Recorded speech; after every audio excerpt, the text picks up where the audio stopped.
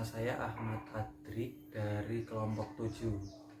Di sini saya akan menjelaskan tentang Undang-Undang Amandemen Hak Cipta tahun 2006. Undang-Undang Amandemen Hak Cipta tahun 2006 memperkenalkan perubahan signifikan terhadap ketentuan yang berkaitan dengan pengelakan atau TPMS. Ketentuan pelanggaran sipil diatur dalam Undang-Undang Hak Cipta tahun 1968, di mana karya hak cipta atau materi pelajaran merupakan pelanggaran untuk melakukan tindakan yang mengakibatkan penghindaran TPM kontrol akses jika orang tahu atau seharusnya tahu bahwa tindakan itu akan menghasilkan, di mana karya cipta atau materi pelajaran lainnya dilindungi oleh TPM. Itu merupakan pelanggaran untuk melakukan tindakan berikut dengan perangkat, yaitu 1. Membuat atau mengimpornya dengan maksud memberikannya kepada orang lain oleh TPM kontrol akses. 2. Mendistribusikan, menyediakan atau mengkomunikasikannya kepada orang lain. Atau 3.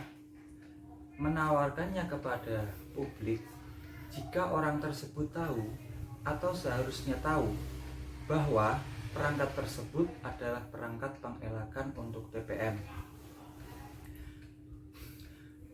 Berikutnya, reproduksi dan komunikasi materi hak cipta oleh perpustakaan, arsip, dan lembaga budaya untuk tujuan tertentu sebagaimana diizinkan Undang-Undang Hak Cipta tahun 1986.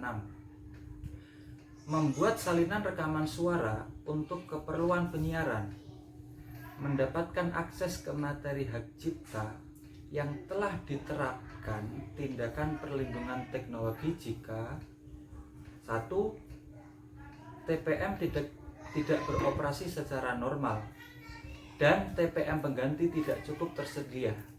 Atau 2.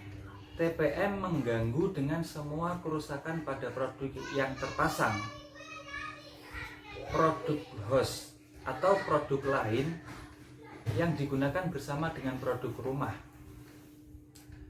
Slide berikutnya, ada kontroversi baru muncul seputar chip mod atau perangkat modifikasi. Pada 26 Agustus tahun 2010, Sony Computer Entertainment atau Sony mencari dan berhasil mendapatkan perintah sementara di Pengadilan Federal terhadap Osmode Chip Ltd, Perdagangan Global Solution International Ltd sebagai Quantronic, dan Perdagangan Kentoser Ltd sebagai pemasok mod sehubungan dengan perangkat USB dengan tujuan untuk menyediakannya kepada orang lain, mendistribusikannya, dan menawarkannya kepada publik. Lanjut slide berikutnya. Keputusan Pengadilan Tinggi Inggris Raya yang diberikan dengan cara ringkasan penilaian dan dalam konteks penyelesaian sebagian dari masalah ditemukan telah mendukung Nintendo Company Ltd, yaitu pembuat berbagai konsol komputer, terhadap importir dan pemasok atau dalam tanda kutip peniru game yang fungsinya mirip dengan jailbreak yang ada pada PS3. Di Inggris, Floyd G tidak terpengaruh oleh fakta bahwa peniru permainan memfasilitasi permainan-permainan buatan manusia yang tidak melanggar. Ini pasti akan menjadi argumen utama di antara yang lain dalam litigasi Australia. Lanjut ke slide berikutnya. Pencampuran dan penggunaan ulang. Lingkungan digital telah menghidupkan kembali praktik sosial dan kreatif, membangun masa lalu untuk menciptakan masa depan. Dalam budaya bebas, Profesor Lawrence Lessig menyoroti bagaimana lingkungan digital membuka potensi yang sangat besar bagi para pencipta amatir dan profesional untuk terlibat dalam proses remix toko pengetahuan dan budaya yang ada. Di dalam istilah Undang-Undang Hak Cipta, pencampuran ulang dan penggunaan kembali bahan-bahan yang ada mengharuskan untuk fokus pada konsep kesamaan objektif, kausalitas, bagian substansial, dan jenis penggunaan yang dilepaskan dari pelanggaran, karena dapat dianggap sebagai transaksi yang adil untuk tujuan tertentu. Lanjut slide berikutnya, tentang hak cipta pemerintah.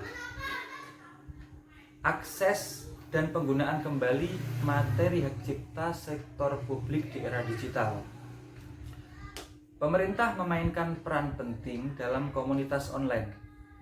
Setelah cepat melihat potensi internet sebagai sarana untuk memfasilitasi komunikasi dan mempromosikan keterlibatan antara pemerintah dan warganya. Laporan perdagangan dalam konten menetapkan proposal untuk berbagai tindakan yang dapat diambil oleh pemerintah untuk memfasilitasi akses ke konten digital, termasuk 1.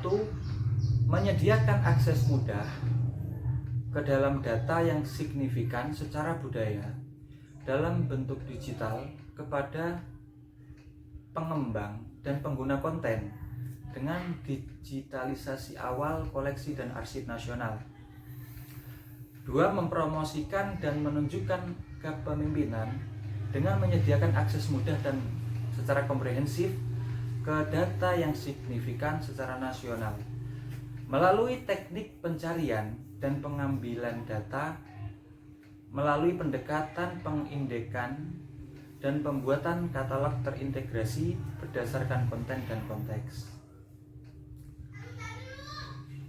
Lanjutannya, mempromosikan standar untuk digitalisasi dan pengarsipan dokumen dan gambar.